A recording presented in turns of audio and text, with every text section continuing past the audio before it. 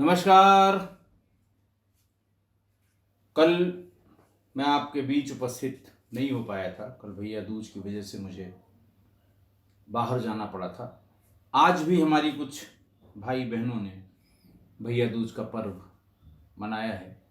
सूर्य ग्रहण की वजह से उसका जो तारतम्य था, अन्नकूट, गोवर्धन पूजा, भैया दूज, ये सब एक एक दिन शिफ्ट हुआ है। कुछ लोगों ने किया, उस दिन तो नहीं ही किया जिस दिन सूर्य ग्रहण था, बाकी नेक्स्ट डे किया। अब ये त्योहारों के सीजन का अंतिम पर्व छठ पूजा ये कल से शुरू होगा और 31 अक्टूबर तक चलेगा। छठ माई सब पे कृपा करें, सबको आशीर्वाद दें, सब सुखी हों, ऐसी मेरी कामना है। क्योंकि कल से ये महिलाएं, पुरुष सब इसके लिए पूरी तैयारी, खासकर पूर्वी उत्तर प्रदेश, बिहार और उससे सटे हुए तमाम जगहों पे।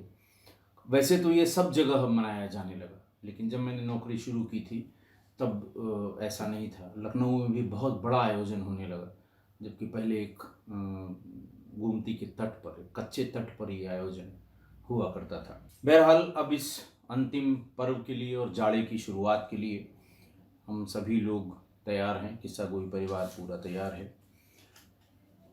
आज का वाकया बिहार से है और पटना से है। बात 24 नवंबर 2021 की है। पटना के नौबतपुर थाना क्षेत्र के एक रिहायशी मकान में, रिहायशी इलाके में एक प्लॉट पर सुबह करीब 8:30-9 बजे के आसपास एक महिला की खून से लथपथ लाश मिली।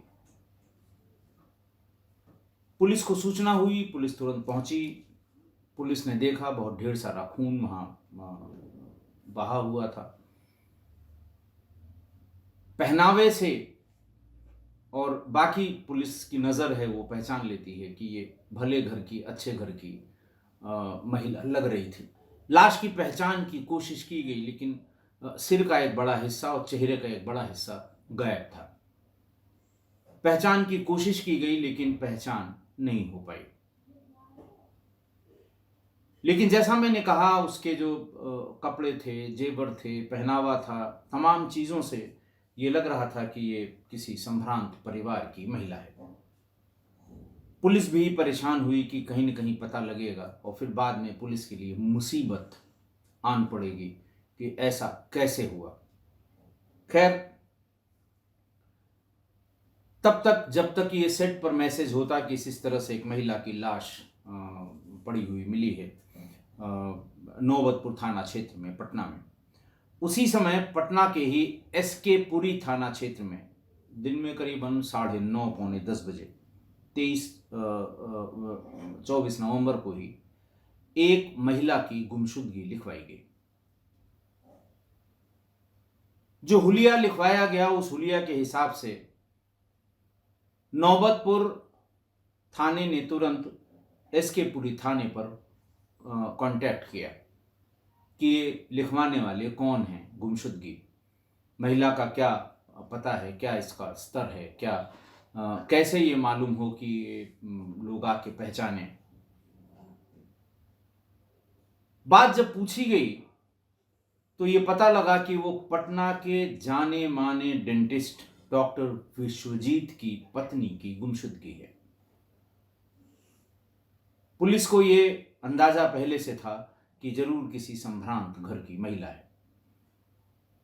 डॉक्टर विश्वजीत ने अपनी इस गुमशुदगी में तमाम और डिटेल्स के साथ ये लिखा था कि 23 नवंबर को वो अपने ब्यूटी पार्लर से ये कह के कि मुझे ज़रूरी मीटिंग में जाना है निकली थी, लेकिन घर वापस नहीं आई।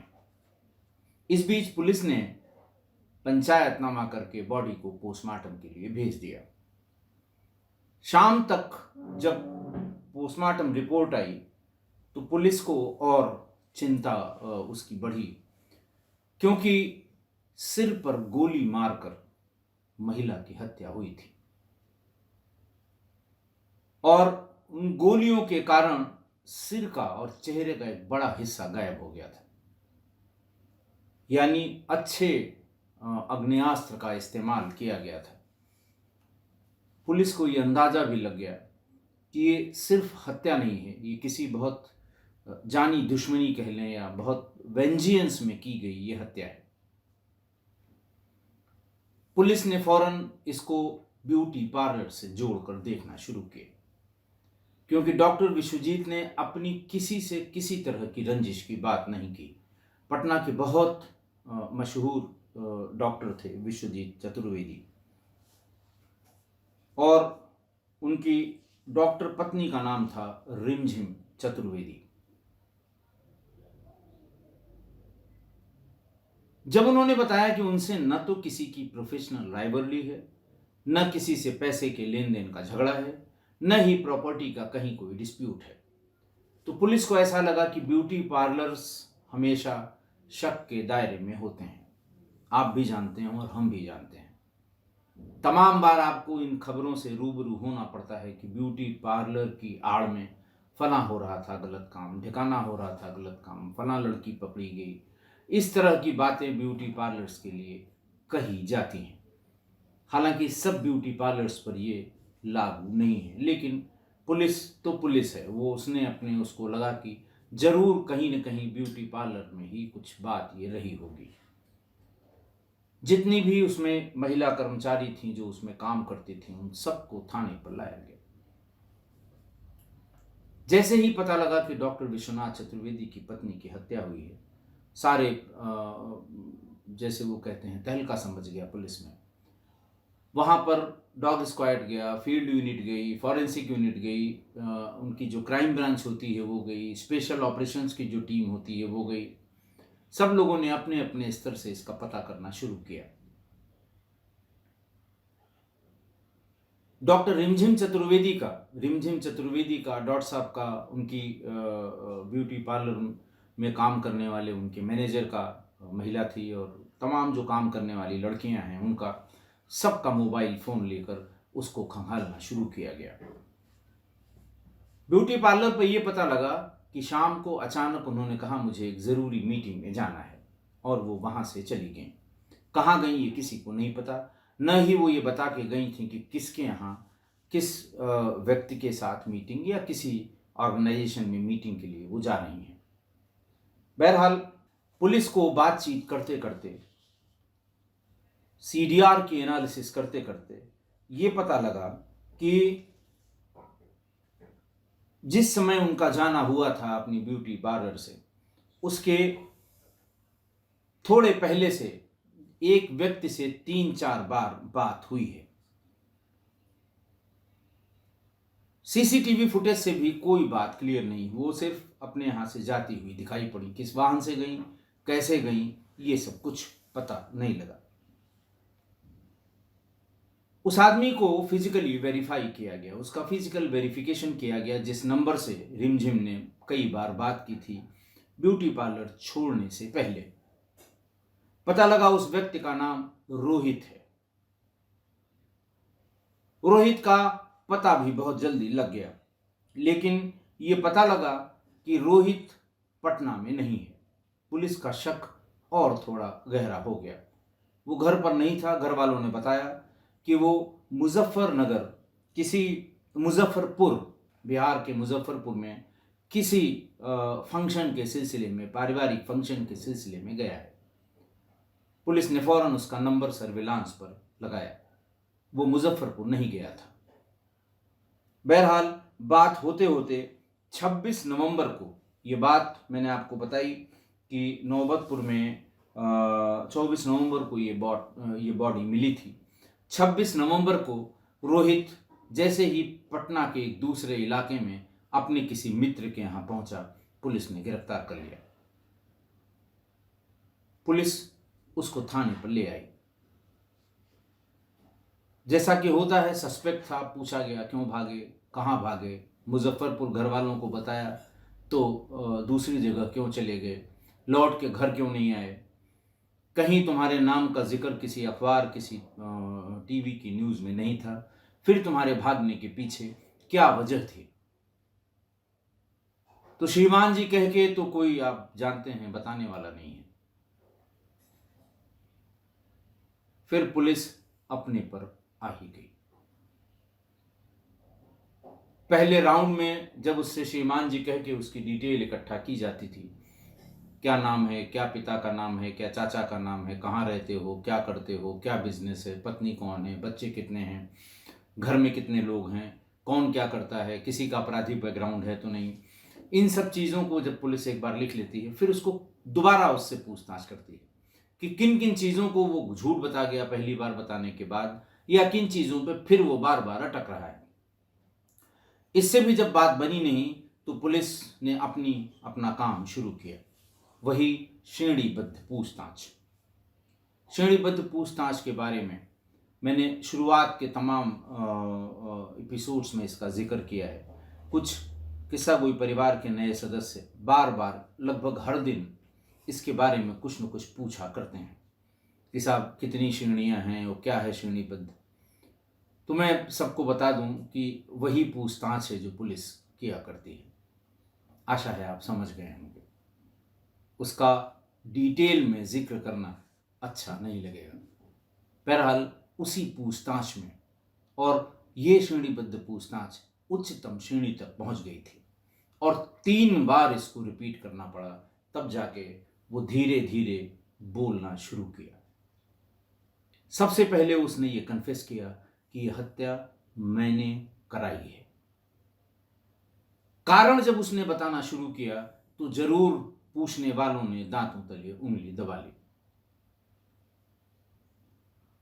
रोहित ने यह बताया कि कुछ दिनों से मेरी जिंदगी में सब कुछ ठीक नहीं चल रहा था, न मेरे घर के रिश्ते में, न व्यापार में, और न दफ्तर में। कहीं भी जहां हम हाथ लगाते थे वो हम फेल हो जाते थे, हमें मुंह की खानी पड़ती थी, हमारा व्यापार रोजगार भी बिल्कुल ठप हो गया था। मैं रिमझिम चतुर्वेदी के संपर्क में बहुत दिन से था, करीब करीब 2 साल से,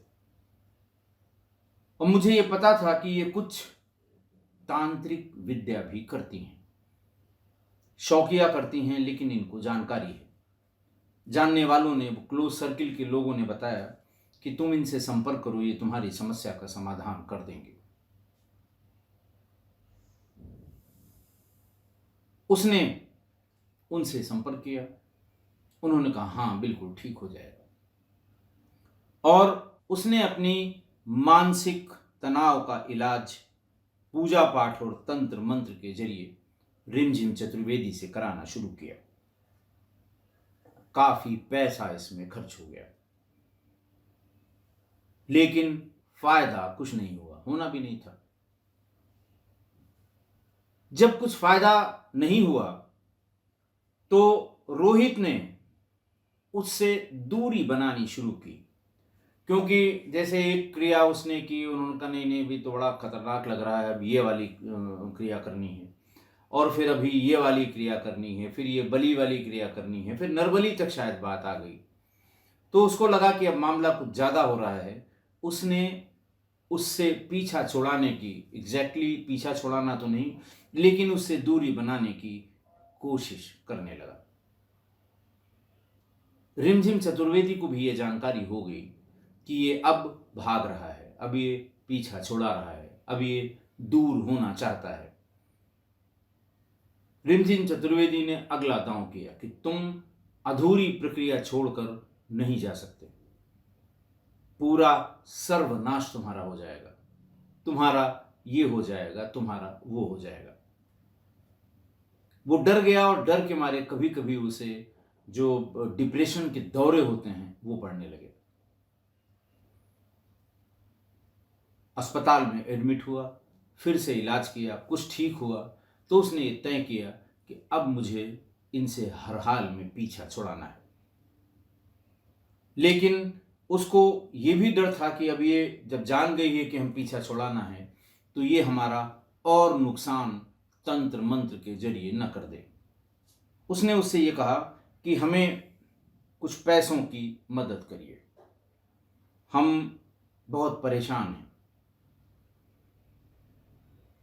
ये नुकसान हो गया, वो नुकसान हो गया। ये भी कहता रहा आप सब जानती हैं, आपने सब देख लिया है अपनी दिव्य दृष्टि से, हमें 5 लाख रुपए उधार दे दीजिए।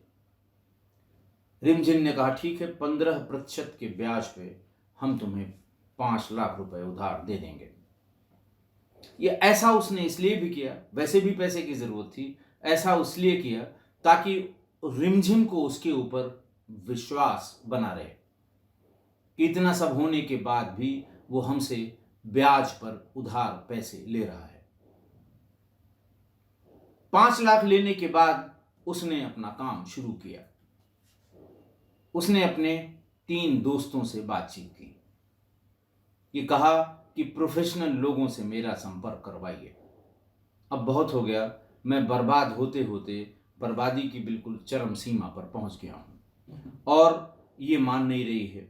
ये हमारा और पैसा और दिमाग और हमारा जो चैन सुख है वो खत्म होता जा रहा है। मुझे रिमझिम चतुर्वेदी से पीछा छुड़ाना है, वरना ये हमारा काला जादू टाइप का जो ये कर रही है उससे मेरा और नुकसान हो जाएगा। उसके 3 दोस्तों ने 2 प्रोफेशनल किलर्स के बारे में बात की, बुलाकर उनसे रोहित से बात कराई। इन 5 लोगों ने कुल 10 लाख में तय किया कि 10 लाख अगर आप हमें दे दें तो मैं बहुत ही सफाई से ये काम कर दूंगा। 4 लाख रुपए एडवांस के तौर, वही पैसा जो रिमझिम चतुर्वेदी से उधार लिया गया था, वही उनके मरवाने की सुपारी, उनकी हत्या कराने की सुपारी में खर्च करके 4 लाख रुपए रोहित ने उन लोगों को दे दिया। घटना वाले दिन शाम को रोहित उससे 1 बार 2 बार और फाइनली तीसरी बार उसने बात शुरू की कि अब हमें फायदा होना शुरू हुआ है और आपने जो फला पूजा की बात कही थी उसको आज ही करा दीजिए। मैं गाड़ी भेज रहा हूं और आप आइए, मैं फला जगह आपका इंतजार कर रहा हूं। उनके दोस्त कमल शर्मा अपनी गाड़ी से रिमझिम चतुर्वेदी को लेने गए। उसके साथ सूरज कुमार और पवन कुमार भी था। इसे वही नौबतपुर के एक प्लॉट के पास ले गए। जब खूब अंधेरा हो गया तो प्रोफेशनल शूटर्स, भाड़े के हत्यारे रंजीत कुमार और राहुल कुमार ने कार से धक्का देकर नीचे गिराया और बिना एक भी सेकंड गंवाए सिर पे कई गोलियां मार दी।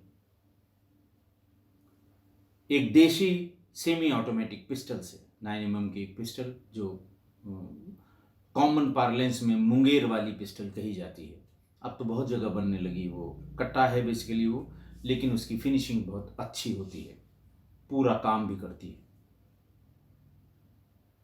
जब रंजीत और राहुल जो प्रोफेशनल किलर्स थे, इनकी जब गिरफ्तारी हुई तो इनके साथ 2 मोटरसाइकिलें, एक देशी सेमी ऑटोमेटिक पिस्टल, 2 मैगजीन, जिंदा कारतूस और 6 सेलफोन बरामद किए। पुलिस ने कमल की वो गाड़ी भी, वो कार भी बरामद कर ली जिससे वो रिमझिम को लेकर वहां तक गया था। पुलिस को इस थ्योरी पे बहुत ज्यादा यकीन नहीं हो रहा था कि साहब ये जादू टोने के चक्कर में एक इतने प्रतिष्ठित डॉक्टर की पत्नी की हत्या। पुलिस ने और उसके लोगों से जानने की कोशिश की कि क्या ये इस तरह का काम करती हैं या करती थीं मृतका। लोगों ने बताया कि हाँ, बिल्कुल करती थी।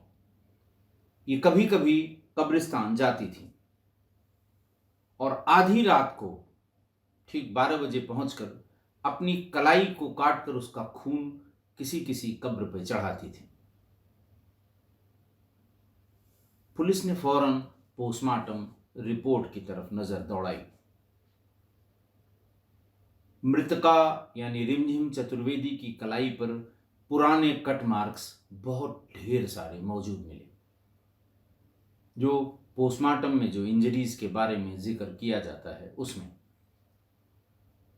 ओल्ड कट मार्क्स, और इसी तरह की तमाम तांत्रिक प्रक्रियाएं, जैसे खोपड़ी का बरामद होना उनके यहाँ, तमाम ब्रीफ केस और झोले में हड्डियों का बरामद करना, ये तय हो गया कि रिमझिम चतुर्वेदी तंत्र मंत्र का काम करती थी। और इसी तरह उसने रोहित को बरगला रखा था कह लें, या उसको विश्वास दिला रखा था कि उसकी सारी समस्या का हल हम तंत्र मंत्र से कर देंगे। जब ज़्यादा हो गया, वो वैसे ही रोहित पैसे की मार झेल रहा था, घाटे की मार झेल रहा था, परिवार की मार झेल रहा था। बहुत ज़्यादा पैसा और बहुत ज़्यादा टाइम निकल जाने के बाद उसने पीछा छुड़ाने की कोशिश की, और इसी पीछा छुड़ाने में उसने अपने दोस्तों और प्रोफेशनल हत्यारों से रिमझिम चतुर्वेदी का अंत करा दिया। रिमझिम चतुर्वेदी का उनकी हत्या करा दी। तीनों दोस्त जिनके बारे में मैंने बताया, कमल शर्मा, सूरज कुमार और पवन कुमार, और दो भाड़े के हत्यारे रंजीत कुमार और राहुल कुमार, इन पांचों को बरामदशुदा तमाम सामान के साथ, जिनका मैंने जिक्र किया, पुलिस ने इन्हें जेल भेज दिया। आज की घटना में तंत्र मंत्र, काला जादू, सम्मोहन, वशीकरण, ये तमाम जो विद्याएं हैं, उसने एक पढ़ी लिखी महिला की जान ले ली। जब अनपढ़ आदमी या बहुत जो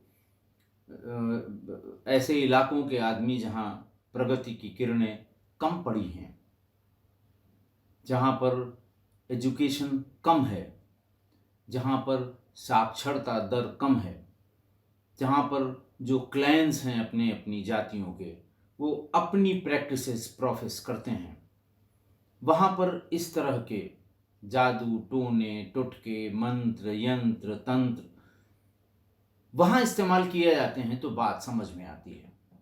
लेकिन पढ़ी लिखी महिला जिसका पति सबसे रिप्यूटेड डेंटिस्ट हो बिहार की राजधानी में, वो इन चक्करों में पड़ी और उसकी जान चली गई।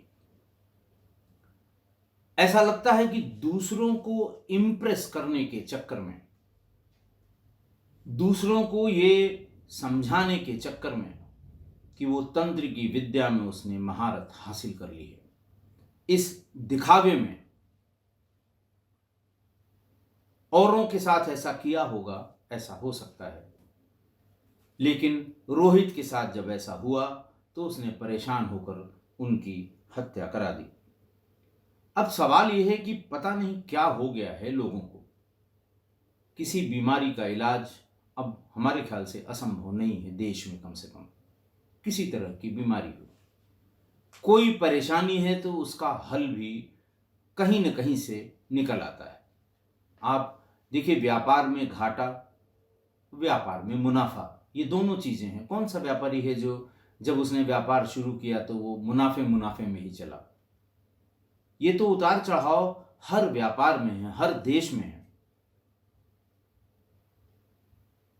देश का ही ले लीजिए साहब, जीडीपी कभी बहुत अच्छी चलती है, कभी नीचे चली जाती है। महंगाई दर कभी बहुत अच्छी रहती है, मतलब बहुत ऊंची चली जाती है, कभी नीची चली जाती है। ये तो नियम है, प्रकृति का नियम है। तबीयत किसी की खराब होती है, फिर ठीक भी होती है, डॉक्टर इलाज कराएगा, ठीक हो जाएगा। लेकिन पता नहीं लोगों के दिमाग में ये क्या घुस गया है। देखिए, हर धर्म के धर्म ग्रंथ हैं जो सर्वमान्य धर्म ग्रंथ हैं। कोई ऐसा धर्म नहीं है जिसका अपना एक सर्वमान्य धर्म ग्रंथ न हो। उस धर्म ग्रंथ में आपको शिक्षा के तमाम सूक्तियां उसमें हैं कि आपको कैसा व्यवहार करना चाहिए, दूसरों के साथ कैसा व्यवहार करना चाहिए, दूसरे की कैसी मदद करनी चाहिए, घर के अपने संबंध कैसे होने चाहिए, समाज में आपकी स्थिति कैसी होनी चाहिए। इन सारे धर्मों के जो प्रतिष्ठित धर्म ग्रंथ हैं उसमें दिया हुआ है और टाइम टेस्टेड है। ऐसा नहीं है कि एक दिन लिखा और आपको मानने के लिए मजबूर किया गया। ये टाइम टेस्टेड है। आप अगर धर्म में विश्वास करते हैं, आप अपने धर्म को फॉलो करते हैं, तो ये जो सर्वमान्य धर्म ग्रंथ हैं, आप अपनी समस्या का समाधान उसमें ढूंढ लीजिए। कोई ऐसी समस्या नहीं है जो किसी भी धर्म के धर्म ग्रंथ में जिसका समाधान का उल्लेख न किया गया हो। थोड़ा बहुत कम हो सकता है, कहीं थोड़ा बहुत ज्यादा हो सकता है। किसी के करेक्टर बेस्ड, यानी किसी के व्यक्तित्व के बेस को आधार बनाकर ये धर्म ग्रंथ अगर हैं, तो उसने कैसा व्यवहार किया, उसने इस संकट का कैसे सामना किया, वो कैसे इन परिस्थितियों से उबर कर आया, ये सब इन सभी धर्म ग्रंथों में है और शायद इसीलिए वो सर्वमान्य भी हैं। आप उनकी मदद ले लें। लेकिन ये शॉर्टकट में हमारा बहुत विश्वास हो गया है कि कौन उनको पढ़ के और उनको प्रोफेस करके, पूजा करके और जल चढ़ा के और सब धर्मस्थल पे जाके नमाज पढ़ के, कौन चर्च में जाके कौन इतनी दिक्कत करे, कौन इतना पेन ले। तो ये शॉर्टकट अपनाए जाते हैं जो किसी का नुकसान करके अपना फायदा पाने के लिए इस्तेमाल होते हैं।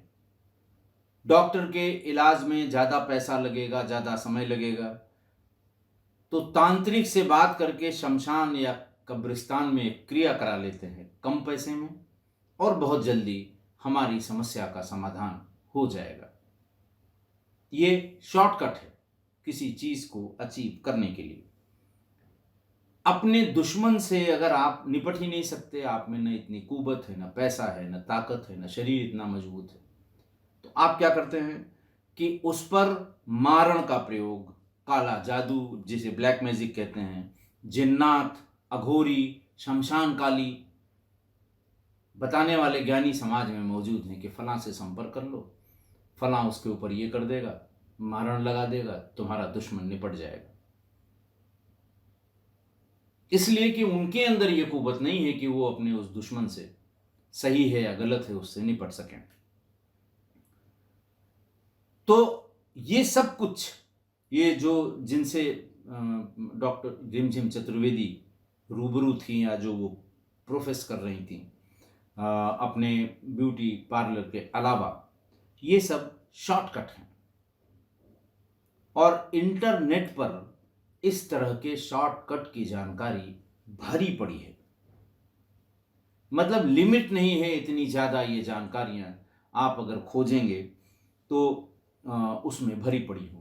जादू, टोना, यंत्र, मंत्र, तंत्र, वशीकरण, सम्मोहन, जाने किस किस नाम से हैं।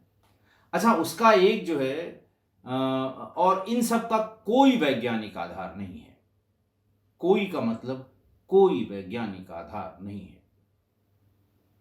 अच्छा, एक नया डेवलपमेंट हुआ है पिछले 4-5 सालों में, इस पे थोड़ा सा अंग्रेजियत का मुलम्मा चढ़ा के, थोड़ा सा साइंस की जानकारी का मुलम्मा चढ़ा के और चाशनी में डुबो के वो भी इंटरनेट पे पेश किया जा रहा है। वो है neuroplasticity, subconscious mind activity, affirmation, visualisation, है सब वही, लेकिन थोड़ा सा इसको ऐसा कि ताकि जो यंग जनरेशन है उसको लगे नहीं भाई ये जादू टोना तो नहीं, ये कुछ और है। ये मॉडर्न वर्जन है इन सभी, ये चीज़ें इस जगह फैली हुई हैं, लेकिन ये सब शॉर्टकट है।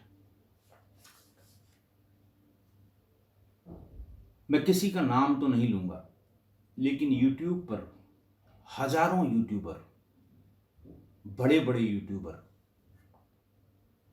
ये जो मॉडर्न वाला मैंने अभी बताया है, इस पे फ्री में ज्ञान बांट रहे हैं। मैं आपसे केवल यही अनुरोध करूंगा कि आप कभी इस चक्कर में ना पड़ें।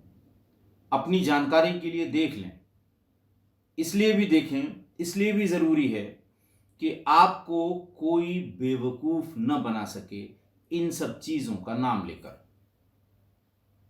लेकिन इसके चक्कर में कभी मत पड़िएगा, बर्बाद होने में यही सब जो जो इनके चक्कर में पड़ा, बड़ा बुरा हश्र हुआ इसका। ये मैं अपनी एक्सपीरियंस से बता रहा हूँ।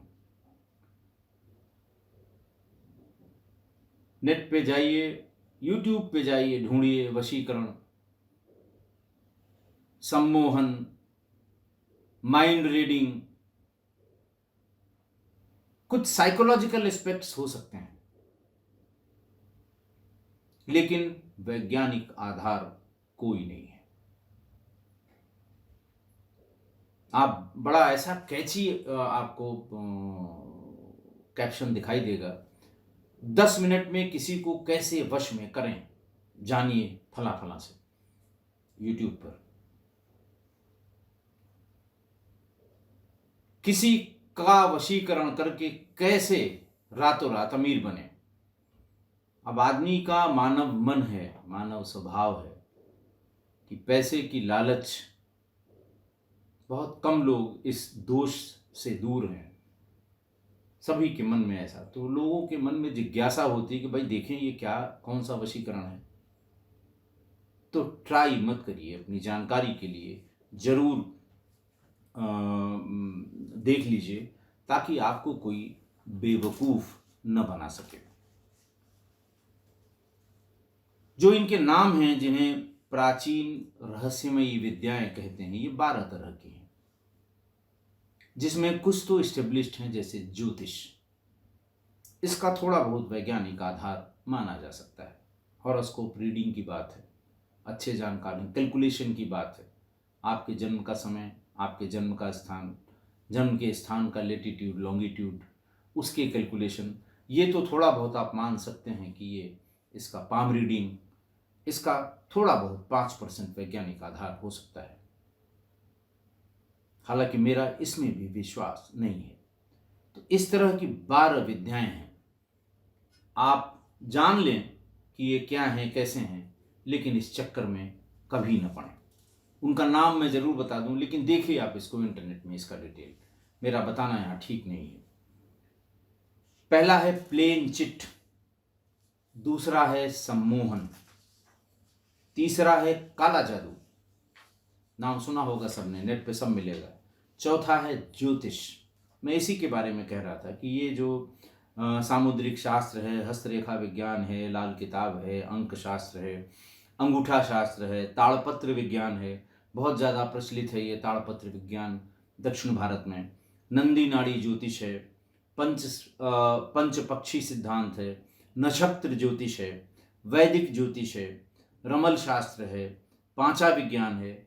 इस तरह के तमाम ये ज्योतिष के जो भाग हैं, इसमें से कुछ एक का, 2-4 का थोड़ा बहुत वैज्ञानिक आधार हो सकता है। मैं दावा नहीं करता, ऐसा उनकी बातचीत, उनके कैलकुलेशन, ग्रहों की स्थिति, इनसे ऐसा लगता है कि थोड़ा बहुत वैज्ञानिक आधार है, लेकिन बाकी सबका आप खुद ही समझ सकते हैं। वास्तुशास्त्र, वास्तुशास्त्र 10 साल पहले, 15 साल पहले तक तो वास्तु के बारे में, अब तो कोई भी आप कुछ भी बनाइए, मकान, दुकान, व्यापार, एक ईंट भी रखिए, तो सबसे पहले वास्तु से संपर्क जरूर करिए। हमें भी एक महाराज जी मिले जब मैं एक जिले में एसएसपी था, तो आए मिलने, काम तो उनका था, अपने काम से आए थे। उन्होंने देखा उनका, साहब ये तो बड़ा भारी वास्तु दोष है इसमें। तो मैंने कहा महाराज इसमें तो 100 साल से अधिकारी रहते चले आए हैं, हमने तो नहीं सुना किसी का कोई नुकसान होगा। बोले नहीं पता करिए, तबीयत खराब हो जाती है, ये हो जाता है, पेट का दर्द हो जाता है, कुछ इस तरह की बातें उन्होंने बताई। और इसमें जो है वो ईशान कोण में वो नहीं है, आपका किचन नहीं है, वो फलाने कोण में, तमाम बहुत सी चीज़ें उन्होंने बताई। मेरी माता जी भी थी उस समय, उनका थोड़ा विश्वास था इस पर। तो ये कहा गया कि बड़ी जी इसका तो मैं कुछ नहीं कर सकता, तो सरकारी बंगला है ना, मैं इसको गिरवा के बनवा सकता हूँ, ना किचन को एक जगह से दूसरी जगह शिफ्ट कर सकता हूँ, अंग्रेजों के ज़माने की बिल्डिंग है। तो उन्होंने कहा अच्छा कोई बात नहीं है, आप ऐसा करिए कि एक फला तरह की मूर्ति है पीतल की, और उससे हर तरह का वास्तु दोष दूर हो जाता है, उसको अपने ड्राइंग रूम में रख लीजिए। एक कछुए पे एक शंख रखा हुआ। हमने कहा पंडित जी कहाँ मिलेगी ये? बोले अच्छा हम दिला देंगे। और खैर उन्होंने ला के दिया, उसे रखा भी गया। उसके बाद वो कहाँ गया मुझे पता नहीं। माता जी का चूंकि विश्वास था तो उन्होंने उसको उसमें ड्राइंग रूम में मेज के ऊपर, छोटा सा था, इतना बड़ा सा, उसको रख दिया था। और न उसके पहले मेरा कोई वहाँ नुकसान हुआ, न उसके बाद मेरा कोई नुकसान हुआ। और वो कहाँ गया उसके बाद के तमाम सरकारी आवास पर, इसका मैंने प्रयोग भी नहीं किया। और जो छठवीं प्राचीन विद्या है जो बहुत ज़्यादा प्रचलन में है, चौकी बांधना। तमाम ऐसे छोटे मोटे तांत्रिक आपके संपर्क में आते हैं, वो कहते हैं आज मैं शाम को चौकी जब बांधूंगा तो मैं आपकी समस्या का निराकरण कर दूंगा। मैं फिर कह रहा हूं, इसका कोई वैज्ञानिक आधार नहीं है। अगली जो विद्या है वो खोए हुए वस्तु के खोजने की विद्या। ओरिजिनल विद्या तो पानी के स्रोत को डिटेक्ट करने की थी, लेकिन धीरे धीरे भाई लोगों ने उसको खोई हुई चीज़ों के को पता करने के लिए इस्तेमाल करना शुरू किया। और उसके बाद जो सबसे खतरनाक विद्या, जो प्राचीन जिन 12 विद्याओं का जिक्र धार्मिक ग्रंथों में है, हिंदू माइथोलॉजी में है, मंत्र, तंत्र और यंत्र। इन तीनों में बड़ा भारी डिफरेंस है। आप चाहें तो आप इसको नेट पर पढ़ सकते हैं। अगला है झाड़ फूंक। बड़े बड़े विद्वान हैं इसमें, यूं झाड़ देंगे तो वो हो जाएगा। आपको अगर जॉन्डिस हो जाए तो सबसे ज़्यादा एक्टिव ये झाड़ फूंक वाले होते हैं। वो एक तुलसी की लकड़ी की एक माला के साथ जब वो छोटी होने लगेगी इसका मतलब ठीक हो रहा है, वो बड़ी होने लगेगी तो इसका मतलब गड़बड़ है मामला। कुछ इस तरह से वो तमाम झाड़ फूंक वाले हर आपकी बीमारी में को ठीक करने वाले ऐसे झाड़ फूंक वाले लोग मिलेंगे। 10वीं विद्या है प्राण विद्या, जिसके अंतर्गत ये स्पर्श चिकित्सा, त्रिकालदर्शिता, सम्मोहन, टेलीपैथी, ये सब तमाम इसके जो सब टाइटल्स हैं। 11वीं है टेलीपैथी विद्या। ये पढ़ाई भी कहीं कहीं जाती है, ज्योतिष संस्थान या जो इस तरह के संस्थान हैं वहाँ पर टेलीपैथी पढ़ाई भी जाती है। और अंतिम और 12वीं विद्याएं हैं साधनाएं। इसमें शमशान साधना, कर्ण पिशाचिनी साधना, वीर साधना, प्रेत साधना, अप्सरा साधना, परी साधना, यक्ष साधना, तंत्र साधना। इस साधना का योग की साधना से कोई मतलब नहीं है। योग तो फिर भी बहुत साइंटिफिक है। सांस को भीतर लेना, सांस को निकालना, बॉडी की सेल्स का इनरिचमेंट ऑक्सीजन से करना, तमाम उसके योग के जो अलग अलग जो उसके तमाम आसन हैं, उन सब का शरीर विज्ञान से कोई न कोई मतलब है। इन साधनाओं का उस योग वाली साधना से कोई लेना देना नहीं है। मैंने आपको बताया कि प्राचीन रहस्यमयी, सिर्फ इसलिए बता रहा हूं कि आप इन्हें जाने रहिए, इनका नाम सुने रहिए। ऐसा न हो कि इन्हीं में से किसी का नाम लेके कोई आपको बेवकूफ़ बनाए। जानना चाहते हो नेट पे चले जाएं, इसके बारे में पढ़ लें, जानकारी मतलब एनरिच हो जाएं, लेकिन इसके चक्कर में कतई न पड़े। मेरी सलाह भी है, मेरा एक्सपीरियंस भी है। कतई इस चक्कर में न पड़े। आप शरीर की किसी विसंगति के लिए डॉक्टर हैं, कौन सा इलाज है जिसका कौन सा मर्ज है जिसका इलाज नहीं है। और अगर मान लिया कैंसर का इलाज नहीं है तो कोई भी तंत्र विद्या, मंत्र विद्या, ये 12 विद्याएं जो मैं बताई, वो कैंसर को नहीं ठीक कर सकते। लिहाजा आप जान लीजिए इसके बारे में, जरूर जानिए। आपका ज्ञान वर्धन होगा। चक्कर में कभी मत पड़िएगा। आशा है आप मेरी इस बात से सहमत होंगे। आज के लिए इतना ही। बहुत बहुत धन्यवाद।